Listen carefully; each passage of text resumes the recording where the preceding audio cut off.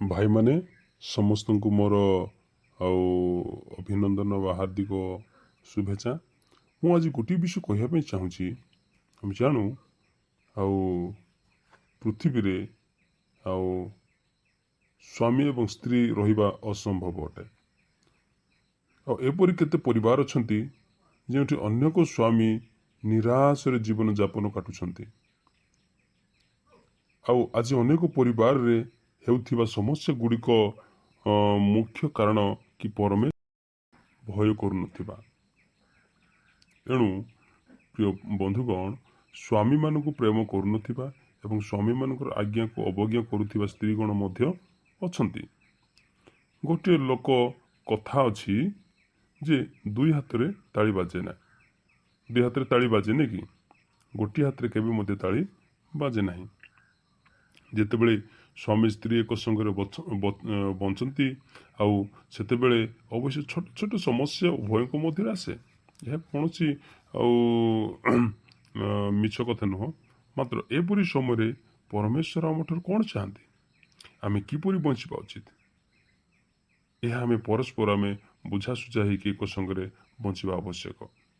तेबे आमको स्वर्गीय आनंद प्राप्त होगापाई ही परमेश्वर इच्छा अनुसार जदि आमने आपण जीवन अग्रसर हेबू तेबे अवश्य आम परिवार रे खुशी उत्पन्न हेब, आम परिवार रे आनंद उत्पन्न हेब। एणु आमे स्वामी स्त्री अच्छु।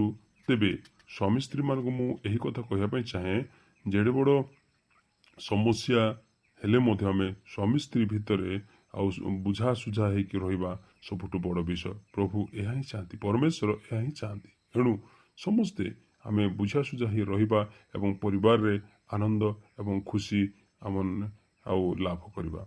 तेणुकरी भाई माने हितोपदेश तार 31:10 और 12 लिखा जाए कि गुणवती स्त्री किए पाइपे मुक्ता ठारू मध्य ताहार मूल्य अधिक। ताहार स्वामी हृदय ताहार निर्भर करे पुणी ताहार लाभर अभाव हेब नाही। से जीवन से स्वामी क्षति न करी मंगल करे। एपरी स्त्री को क्या मिल पारे? एपरी स्त्री मूल्य मुक्त ठारू बहुत अधिक। अर्थात परमेश्वर को भय करुथिबा एवं स्वामी को प्रेम करुथिबा स्त्री मूल्य 1 कोटी टंका ठारू मध्य अधिक अटे। से पछे गरीब हो थाउ तो प्रभु को भय करवा, स्वामी को सम्मान देवा, यह ही जड़े स्त्री कर्तव्य अटे। आउ स्वामी माने स्त्री मान को मध्य प्रेम करने आवश्यक।